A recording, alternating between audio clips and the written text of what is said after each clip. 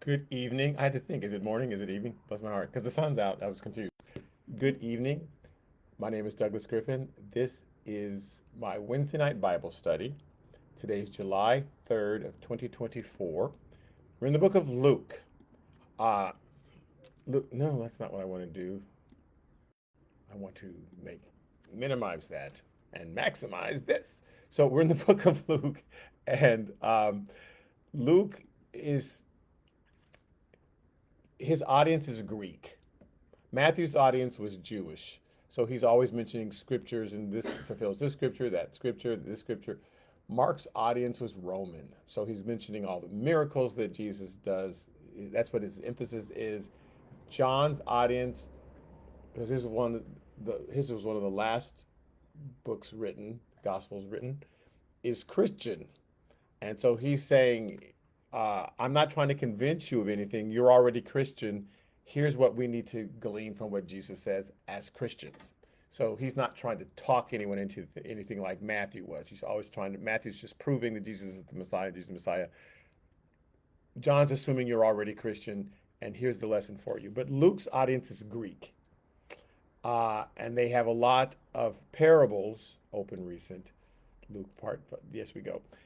He has a lot of parables, and because in the Greek culture they really appreciated philosophy, and so Jesus is his reasoning on why he's doing things and what he's saying. Excuse me. His reasoning is more important to Luke. Um, anyway, in the ninth chapter of Luke, there's an interesting thing that happens as far as a child who um, some scriptures, some versions say that he was epileptic. That's not what the word is. The word is lunatic, um, because, and that's the word they use because lunatic comes from lunar, and they really believe that people were affected by the moon. And when it was a high tide, or when it was low tide, or when there's full moon, thank you so much, whatever kind of moon it was, they thought that people were reacting to that, and oh, you're a lunar tick person, you're affected, you're so moody, and when it's a light moon, you're happy. When it's a full moon, you're crazy, and so, um, but Luke goes to describe Luke the physician goes into more detail to describe what sort of uh, problem he had, and the disciples are unable to heal him. And so there's an interesting reason why and what was going on surrounding that whole thing. So I want to back up to the first part of Luke chapter 9. This is our fifth time we're in Luke chapter 9. We've been dividing it up because a lot of stuff happens. Luke wrote the longest book, so his chapters are the longest. Luke wrote more of the New Testament than the Apostle Paul. With Luke, the book of Luke and the book of Acts combined, it's the largest body of work by any one writer.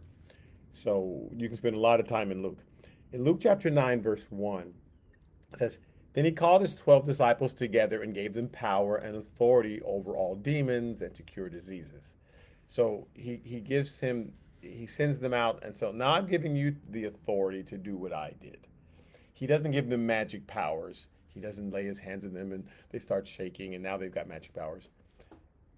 It's authority to use his name. It's the authority to say, to discern what's wrong, and saying by the power given me by the name of Jesus, I command you to come out, and. So he sends them out because they eventually are going to be doing this on his own. The disciples are just in a big 3.5 year training session, and Jesus is like, and now I'm going to be out of here soon. I'm leaving soon, so I'm trying to train you, prepare you for what's coming.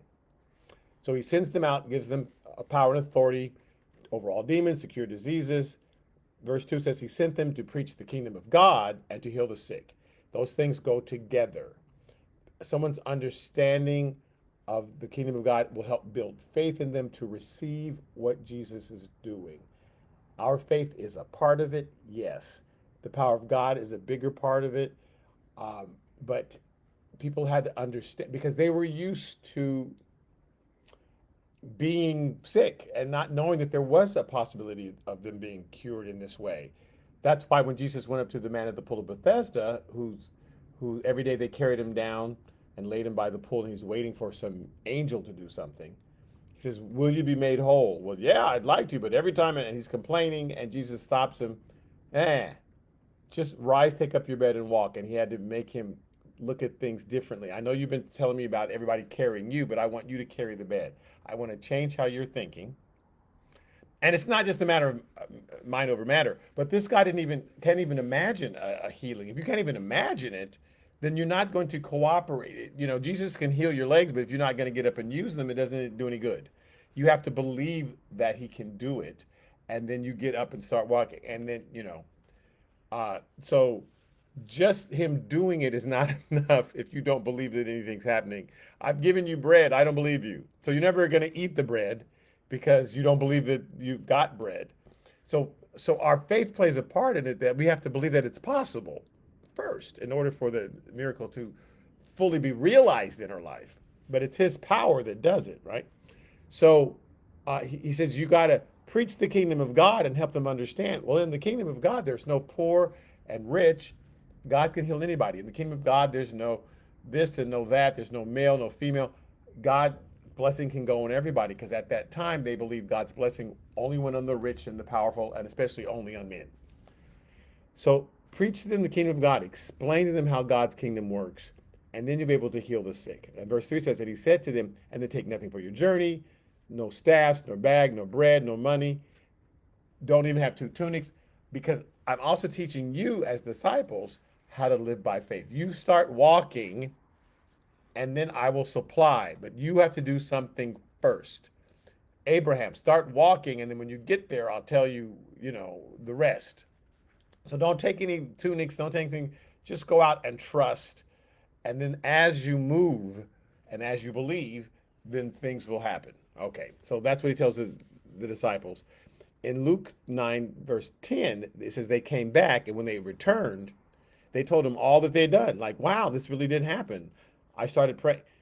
I didn't wait for the person to be healed and then I prayed for them.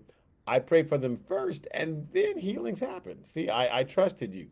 So then he took them away and went aside privately into a deserted place belonging to the city called Bethesda. Like, okay, I'm glad you did that. Let's talk about it.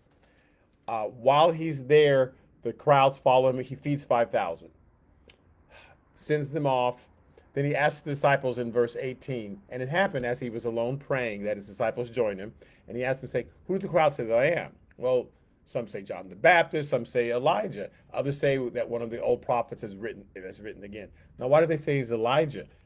Because some people are saying he's Elijah because in Micah it prophesies, "I will send you Elijah before the great and terrible day of the Lord." So they think, well, the great day of the Lord is coming. And Elijah, he said he's in Elijah, so maybe he's Elijah. That makes sense. You must be Elijah. And now the great day of the Lord is coming. He says, but who do you say that I am? And Peter says, you're the Messiah of God. You're the Christ of God. You're the anointed one of God. Peter doesn't know what that means, but I'm telling you that's who you are.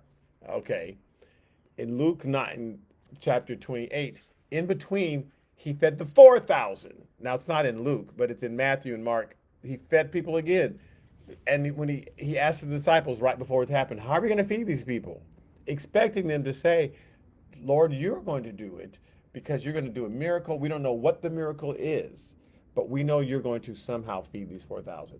Instead, they say, we have no idea how you're going to feed all these people. Send them away. Even though he just fed 5,000, we think that God runs out of power. Well, you gave that person $1 million, so you're probably out of money now and can't meet my need.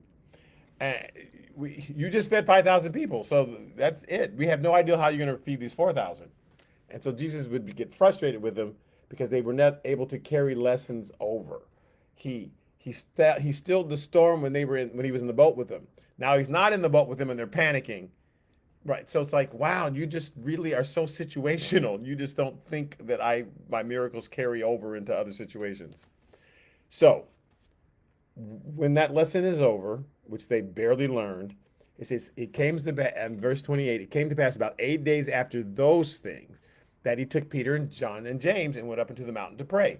He leaves the other 9 disciples down by themselves. He doesn't explain what he's doing.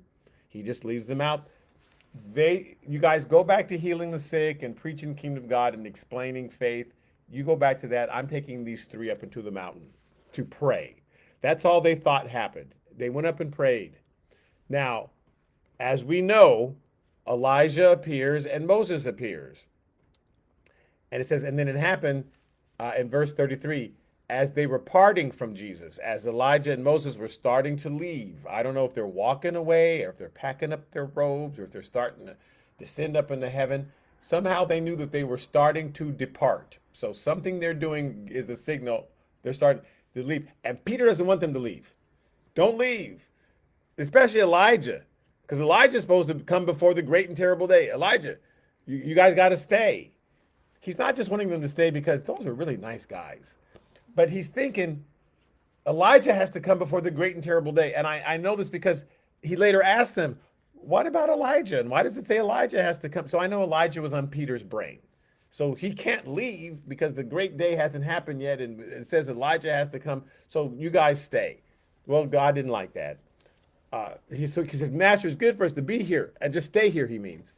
Let us make 3 tabernacles, one for you, one for Moses, and one for Elijah, so that he can stay and, whatever's supposed to happen can happen.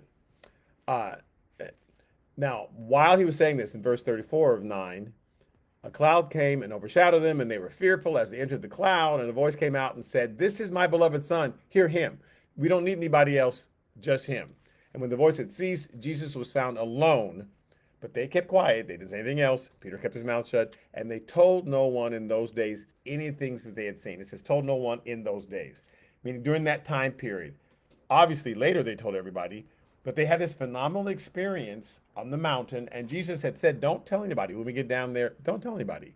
So they walk down the mountain, and they don't tell anybody what happened. We just went up to pray, and we came back down, and we're not saying anything. And it takes about a day to get back down the mountain. In Mark 9, because Mark fills us in on the conversation that happened, because Mark gets all this information from Peter, it says, now as they came down from the mountain, he commanded them they should tell no one the things that they had seen, until the Son of Man had risen from the dead. And it says, so they kept this word to themselves, questioning what the rising from the dead means. What's he talking about, rising from the dead? And Jesus has explained this over and over, but it's not sinking into their ears because they had selective hearing, and we all have selective hearing. We hear what we want to hear, and the part that doesn't make sense to us, we don't even hear it. We don't remember the person even said it. Well, you never said that. Actually, the person had said that. But your brain wasn't ready for it, so you didn't hear it. You just heard the part that you want to hear. You said you'd be here at 6 o'clock, but I also said I might run into traffic. I didn't hear you say that, So they didn't.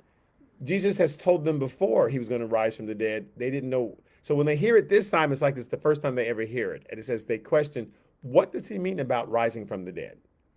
Then they asked Jesus, why did the scribes say that Elijah must come first? And, because that's on Peter's brain. And Peter's telling this to Mark. What about Elijah? We try to get Elijah to stay. How come Elijah must come first? Why'd you let Elijah go? I don't get it. Doesn't it says Elijah must come before the great day of the Lord? Isn't the great day coming? Doesn't Elijah have to stay? I don't understand. They don't understand. Okay, so they get down from the mountain. In Luke chapter 9, verse 37, here's the new part starting today. Now it happened on the next day, when they had come down from the mountain, that a great multitude met him. So all of the disciples are pointing out that on the mountain, they had this phenomenal experience with God. They hear the voice of God. And then when they come down from the mountain, there's all this turmoil and trouble.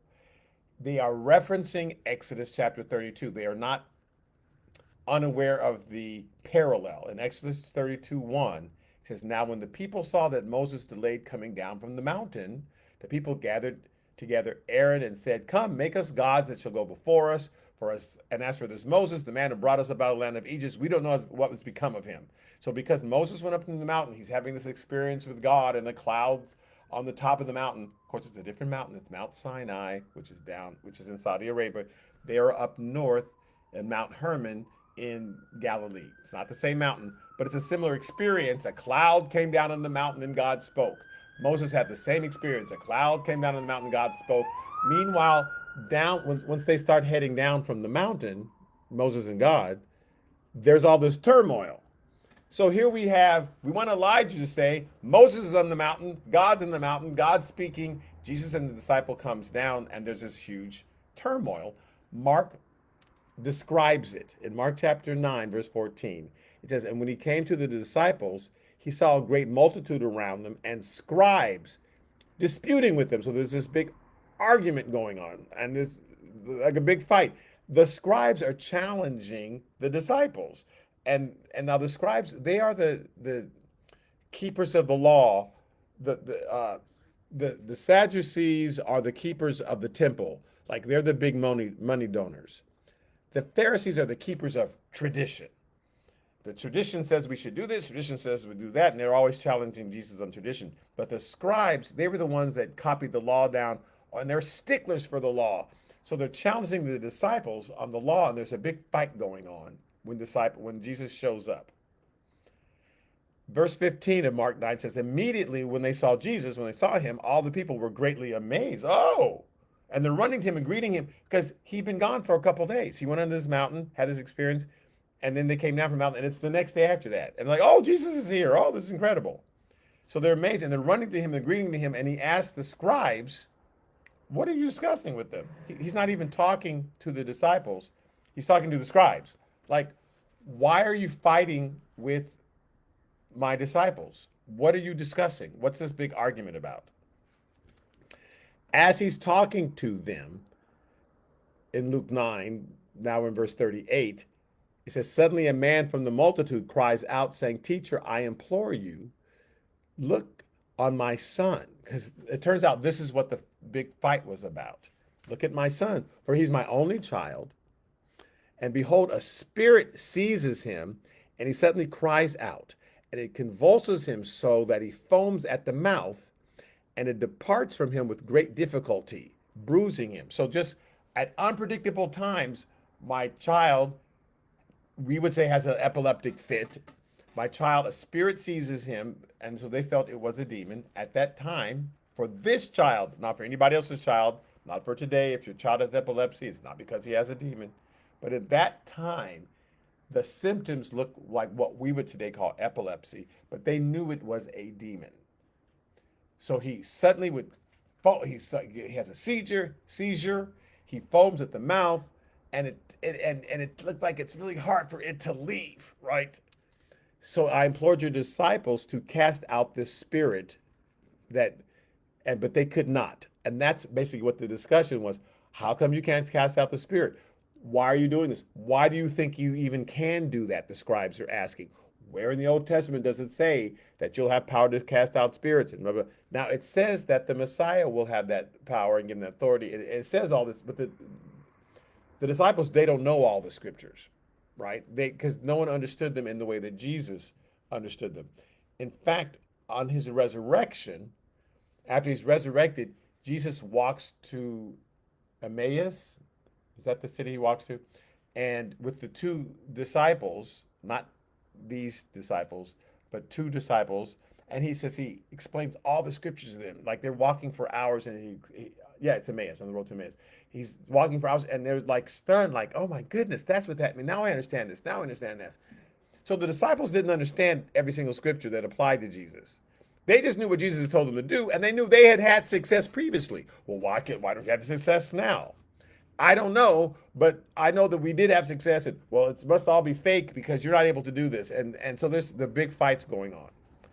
So in Luke chapter 9, verse 41, it says, "Then Jesus answered, and he says," but he's talking to the Pharisees, "O faithless and perverse generation, how long shall I be with you and bear with you?" But he'd asked the question to the scribes, and the guy steps forward, and so he's yelling at the scribes. He's not yelling at his disciples like they were totally faithless. But he's talking about this generation who's challenging everything. The disciples had just come back, and a lot of people have been healed. Because this one person hadn't been healed, they're tossing out the whole thing. The scribes are saying, "Well, none of it, all must have been fake." What are you talking about? A bunch of people just got healed. Demons came out of a bunch of people. Just because we couldn't do it in this situation, you're tossing out the whole thing. But that's how we are. That's how we do. Anyway, so he's saying you're faithless and you're perverse. And how long?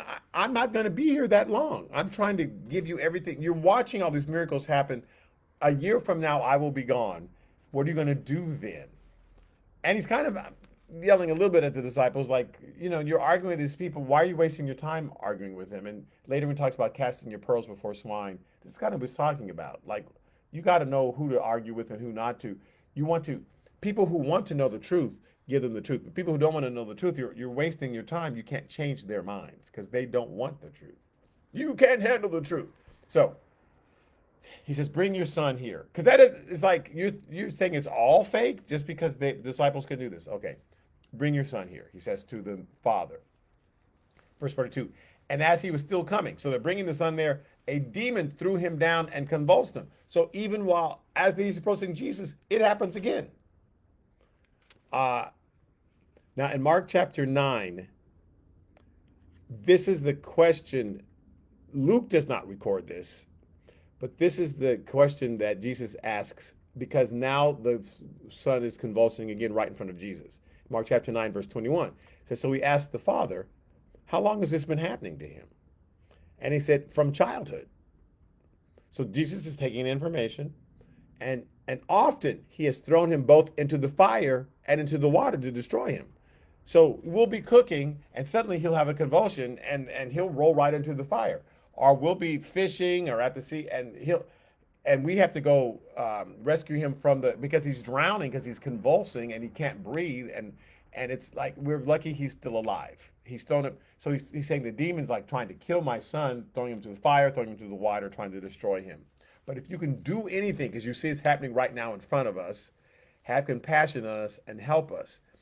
Verse 23 of Mark 9, and Jesus says, if you can believe, all things are possible to him who believes.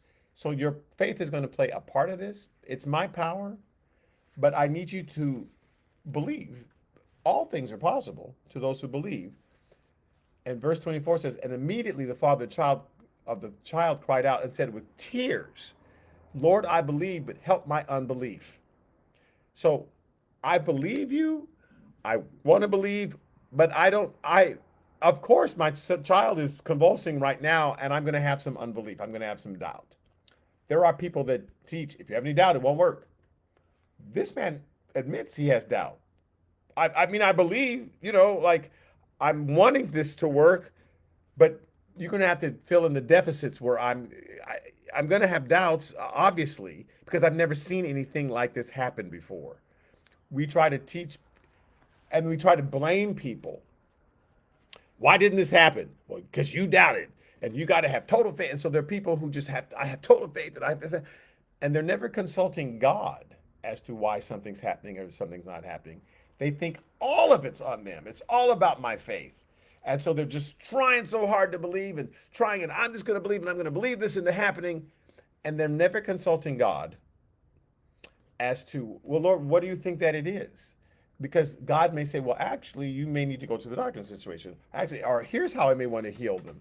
Or here's a situation with this, or this is just going to take longer. Or this is a situation where they're going to get healed in heaven. They're still going to get healed. They're going to have a new body forever. But we have to talk to God about certain things and not just apply the formula. And that's what the disciples were doing at that time. Whatever they had done, I saw a person and they had an upset stomach, and I said, be healed 3 times, and they were suddenly healed. So I did that with this person. I said, be healed 3 times, and nothing's happening. And are they stopping to consult God? No. And so he says, I believe, but help my unbelief. And Jesus didn't say, you got unbelief? Get out of here.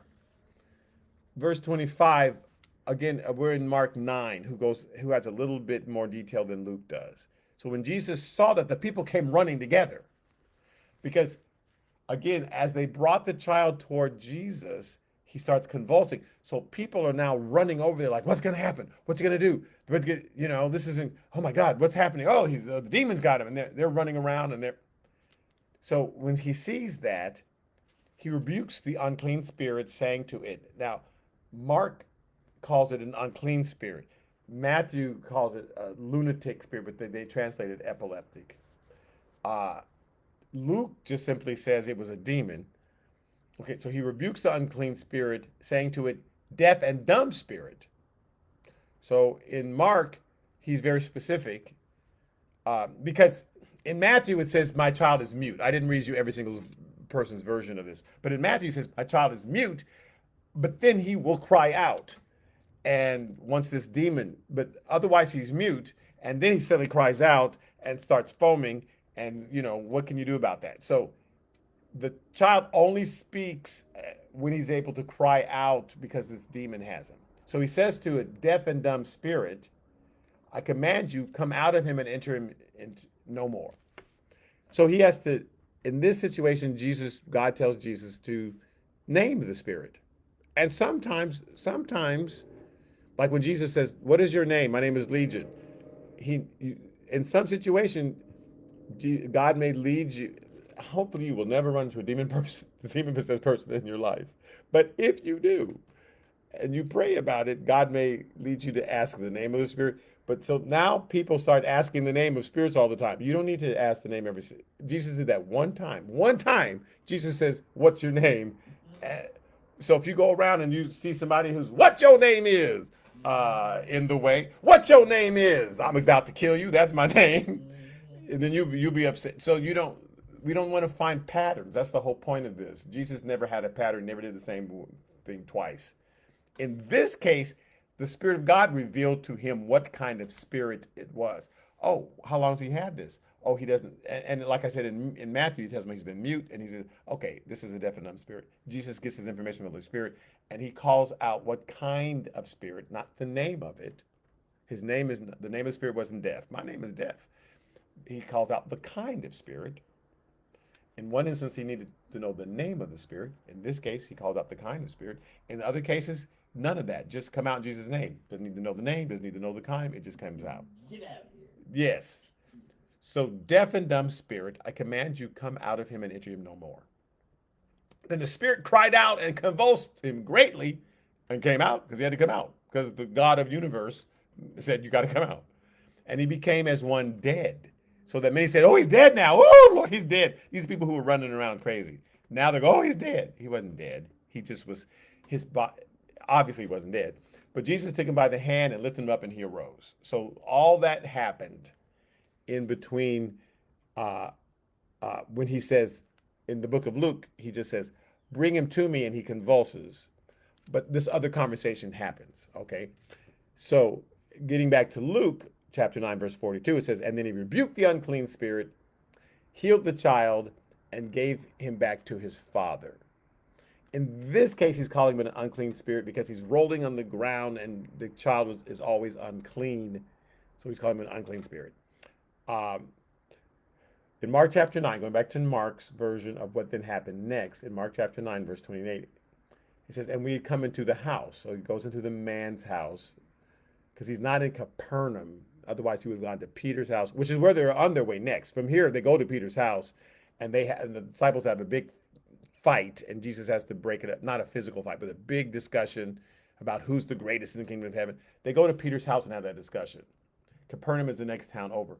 They go into this man's house because after Jesus heals the kid, he didn't say, well, bye. He obviously walks the kid to his house. So it says when he comes into the house, his disciples ask him privately, why could we not cast him out? So that's the right question, yay. So he said to them, this kind can come out by nothing but prayer and fasting. So each demon is different and differently entrenched inside of someone. Sometimes a demon is just recently got in someone. It's easier to say, just come out. But sometimes if they've been there since they were a child, you need to have more information in some situations. Some situations are deeper. That would be it doesn't have to be demon possession. It could be any kind of mental oppression or any sort of anything. In some situation, it's been there longer. So you have to know more about the situation in order to help that situation that could be entrenched. Some things it's a brand new thing, and sometimes it's been there a long time, and so you need to know more about it. So he says there has to be more prayer in your life and fasting to know what to do and what to say. That's what he's kind of talking about. Now in Matthew chapter 9, Jesus says, you don't need to fast. And yet he's saying here, you need to fast. So let's try to understand the difference. This guy can come nothing out but prayer and fasting. So why is he saying you should be fasting more?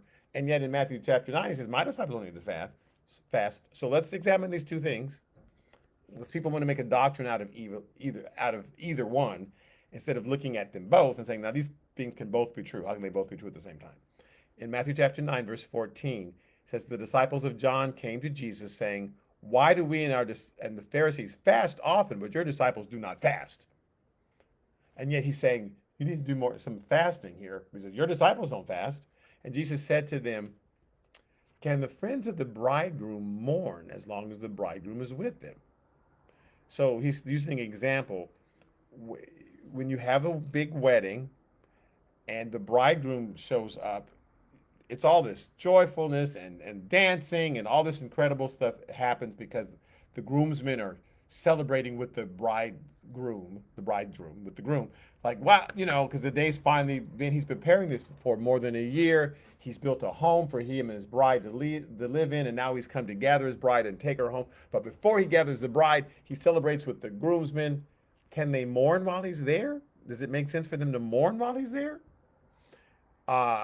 But the days will come when the bridegroom will be taken away from them, and then they will fast and mourn, and because he's gone now. So now we can be sad, oh, we miss our friend.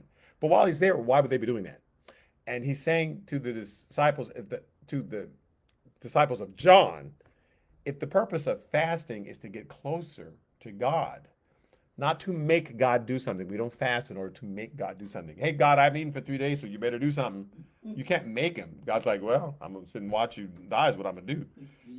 Yeah, exactly. You'll be up here soon enough, sit next to me, and then we're going to have a talk. So you can't make, and there are people who, now maybe you can fast in order to shame somebody else. People go on hunger strikes and stuff in order to shame somebody, but you can't shame God into doing something. God's thinking, ooh, it's a shame you about to die is what's about to happen. But if you're fasting for yourself in order so you can hear God better, let me just fast the television for a while, or fast the phone, or I'm gonna fast food, or you're laying off something because you want to get more in touch with the Spirit of God and hear Him clearer. That's fine. So Jesus is saying, but why would they do that while I'm here? I'm right here. Why would they fast? Jesus, hush, hush, hush, hush. I'm trying to talk to God right now. So why would they do that? I'm right here. So they don't need to fast. They can just ask me the questions personally. But in this situation with the prayer and fasting, he wasn't with them. And he's trying to train them. There's coming a time when I won't be with you. And so you may come in a situation that will need prayer and fasting. You can't just use the formula in those situations. So I'm training you in advance. I sent you off to deal with these demons. And then I went up to the mountaintop, just like Moses was on the mountaintop for 40 days. Don't go crazy while I'm not here. And you let these scribes just trick you into arguing, and you spend all this time arguing with the scribes instead of spending this time in prayer and trying to get answers.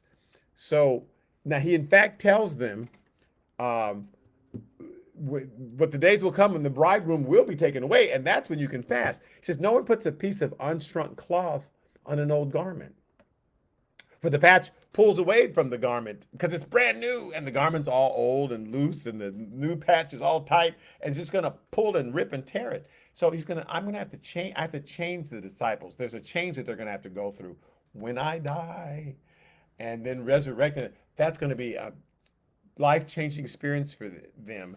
And then all these lessons that I'm teaching them will apply. But while I'm here, they should not be fasting, because they can just get the answers right from me. They need to be listening to what I'm saying. Then when I'm gone, they need to be meditating on what I've said and let these words change them. He says, you don't put new wine into old wineskins. So my disciples are going to go through the change after I'm gone. He said, once the bridegroom is gone, then that's be time for meditation and reflection and all that. So I'm not going to put new wine in these old wineskins, or else the wineskins will break and the wine is spilled and the wineskins are ruined. So, but you're going to put new wine into new wineskins. So they will be new later. Once I left, that change will happen, and then there'll be new wineskins, and I'll fully pour out my Spirit on them, and they'll be able to handle everything. But right now, that's not the process they're in. So the mourning and fasting and the meditating on what I said, I'm still here. But when the bridegroom goes, that's when all this happens. So as far as fasting, that was the lesson he was teaching at that time, saying fasting will come later. But in this situation, he's saying to the disciples, so this is the type of situation that you're going to run into later when I'm gone, and you'll take prayer and fasting. You can't just use the formula in the situation and say, "Oh, well, why couldn't we cast them out?" Because you're using some formula. You're not praying and fasting and talking, but you'll be doing that later. So I just use this as an example. So just know that in some situation it will take much prayer, much fasting, much meditation on God in order for you to understand what really to do next. Next thing he tells them, verse 43, it says, and they were all amazed at the majesty of God. But while everyone marveled at all the things which Jesus did, he says to his disciples, let these words sink down into your ears. So everyone's amazed because Jesus simply just said, come out, and it was done. One day when I'm gone, these sort of things will eventually happen. And they did. Peter and John went to the temple to pray, and they saw the man who was crippled, and they said, silver and gold have I none, but such as I have, and God told them exactly what to do. And so, yes, it all worked later. They figured it out. But he says, for right now, let these words sink down into your ears. For the Son of Man is about to be betrayed into the hands of men. So just listen to everything I'm saying, because soon, in less than a year's time now, I'm about to be betrayed into the hands of men. I'm going to be leaving you. And then you'll be able to meditate and mourn and fast and think about what I've said. So let these words sink down into your ears, for the Son of Man is about to be betrayed into the hands of men. It says, verse 45, but they did not understand his saying, and it was hidden from them, so they did not perceive it. And they were afraid to ask him about this thing, like, I don't know what he's talking about, that he's going to be betrayed. And like, this makes no sense. You're about to lead us into victory over the Romans. The people are ready to take you by force and make you king, and you're going to get ready to do. And that's why you're here. And that's why Elijah showed up, so that you can have victory over the Romans. And sometimes we have the totally wrong idea of what God's about to do. We have the total wrong idea. Fortunately, God's still going to do it. And then later we look back and go, oh, that's what all that meant. Oh, that's why that happened. Oh, okay. But we want to panic. We want to, oh, I don't understand what's happening. Just slow down. God will work it out. Just let these things sink into your ears, and then you'll see by and by, oh, okay, this is what all this means. But God's always preparing us for some future things. He knows what's coming. So the situations we're going through now, sometimes we do not understand them. They do not make sense. But they are a preparation for the future. God is that smart. And then when the future shows up, we go, wow, I'm ready for this. I've been preparing you for it. You did not know what was coming, but God did. And because you went through that situation that you thought was so hard or so devastating, but it was preparing you for this thing that's coming, and you're going to be victorious in this thing that's coming because of what you went through. You didn't understand at the time, but now you've got the victory. So just let these sayings sink down into your ears. There's coming a time, Jesus told the disciples, when I'm going to die and go to the cross, be betrayed. And says they didn't understand. He says, you don't have to understand it. You will understand it later, though, when the time comes. Okay, so that's the lesson of the parable of the child who was epileptic or had a demon or whatever you want to say. Lunatic. The lunatic child, because he was a lunar tick. And they thought, that moon's affecting him. So anyway, so thank you so much for tuning in, and just know that God's got you, whatever you're going through. He's preparing you. He's smarter than us. He knows more than us. Whatever's happening around you, God will explain it. You just have to be patient and not panic. Okay. Thank you. I will see you on Sunday when we're still in the book of Numbers. And it's starting to happen. They're about to go in their march to the promised land. Okay. So again, thank you so much. I'll see you later. All right. Bye-bye.